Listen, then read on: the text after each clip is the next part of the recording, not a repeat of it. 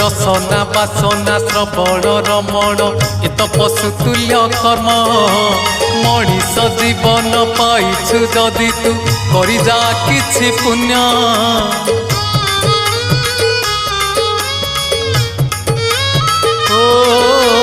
रसना बासना श्रवण रमण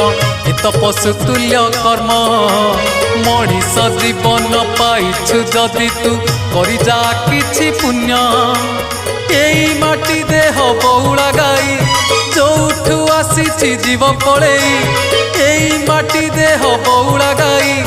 जोठू आसीछि जीव पळेई तो साथी रे जीवेनी केही एक जीवन तो सेई जिए प्रभु नाम धरे नाही भिक जीवन तो सेई जिए प्रभु नाम धरे नाही।